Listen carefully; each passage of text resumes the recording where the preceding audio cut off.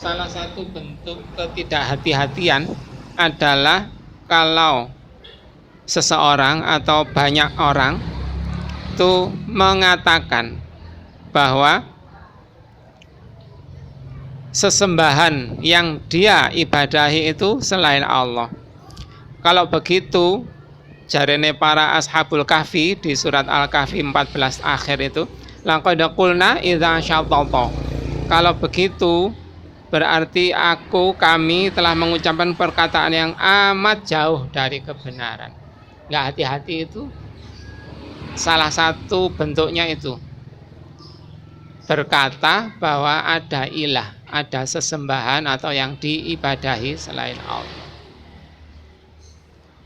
Dilanjutkan di ayat 15 itu, kaum kami ini telah menjadikan selain Allah sebagai Rob. Mengapa mereka tidak mengemukakan alasan yang terang? Siapakah yang lebih zalim daripada orang-orang yang mengada-ada kebohongan terhadap Allah? Ini disebut orang yang mengada-ada kebohongan berdasarkan mengada-ada kebohongan terhadap Allah, itu ucapan yang paling zalim. Seakan-akan nggak ada ucapan lain yang lebih zalim daripada itu. Kalau di surat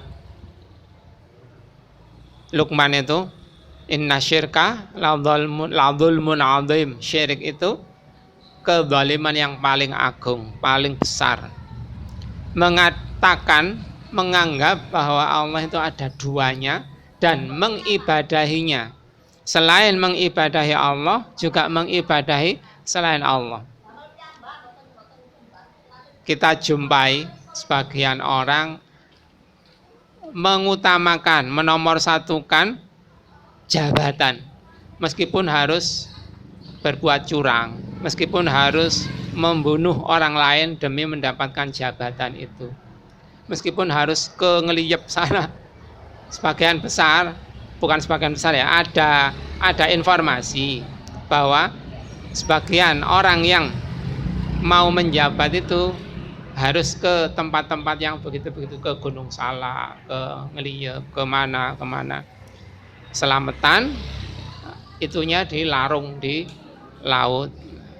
Terus setelah itu kok jadi? Padahal 50.000 tahun sebelum diciptakan langit-langit dan bumi itu sebenarnya sudah ditentukan. Tahun ini dia jadi, tahun kemarin belum jadi, sudah ditentukan. Nggak pakai gitu pun ya jadi. Kalau sudah ditakdirkan Allah jadi, itu jadi. Kalau ditakdirkan Allah nggak jadi, ya nggak akan jadi, meskipun pakai begitu, meskipun pakai bom itu ya, serangan fajar, serangan beduk, serangan sore, ya nggak jadi. Nah, begitu itu menjadikan jabatan itu seakan-akan diibadahi, seakan-akan disembah, menuhankan jabatan dengan cara begitu, dengan cara kotor-kotor begitu. Nah, ini disampaikan oleh Allah lewat lisannya para ashabul kahfi ini. Faman adzlamu mimman iftara 'alallahi kadziba. Siapa sih yang lebih zalim dibanding orang yang mengada-adakan kebohongan atas nama Allah?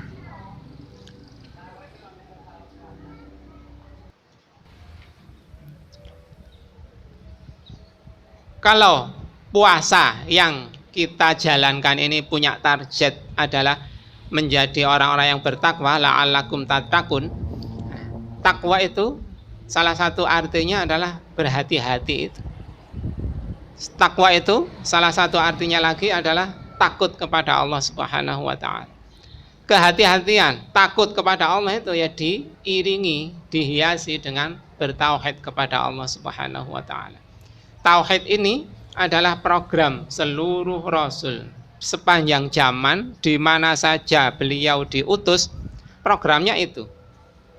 Salah satu contohnya adalah di surat An-Nahl ayat 36. A'udzubillahi minasyaitonirrajim. Wa laqad ba'atsna fi kulli ummatin rasulan an i'budullaha wajtanibut taghut. dan seterusnya. Dan sungguh kami utus pada setiap umat ada satu utusan. Programnya ani'budullah, hendaklah hanya mengibadahi Allah saja. Wajtanibut taghut, menjauhi taghut. Apa taghut itu? Kullu ma yu'badu min dunillah fahuwa radin. Setiap yang diibadahi, ditunduki, dipatuhi, dicintai, diikuti, disayangi, di nomor satukan selain Allah dan dia ridho. Apa saja bentuknya, manusia atau jin atau kuburan atau batu, sungai, laut, pohon, semua itu yang berpotensi diibadahi selain Allah itu taghut. Dijauhi. Semua rasul mengajak umatnya begitu, menjauhi taghut. Nah, takwa ini, siam yang kita lakukan ini targetnya ke sana. Agar kita selama 11 bulan berikutnya menjadi orang-orang yang takut kepada Allah Subhanahu wa taala. Menjadi orang-orang yang berhati-hati. Puncak kehati-hatian itu tadi adalah bertauhid dan meninggalkan syirik. Puncaknya begitu. Dan kembangannya ya menjaga lisan, sholat 5 waktu, berbakti kepada orang tua, dan lain-lain, berinteraksi dengan tetangga dengan baik.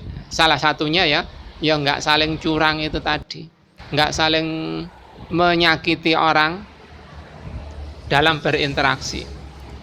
Jamaah salat tarawih rahimakumullah, dilanjutkan, dan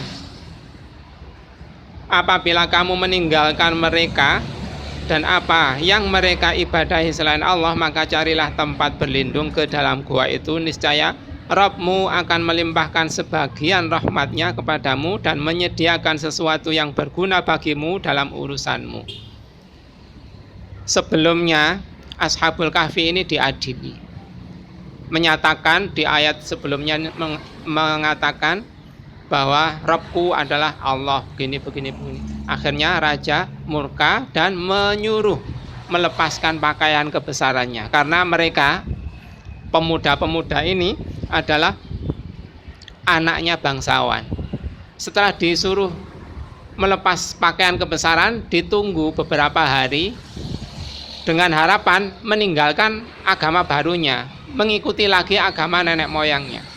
Nah, di situ letak kasih dan sayangnya Allah.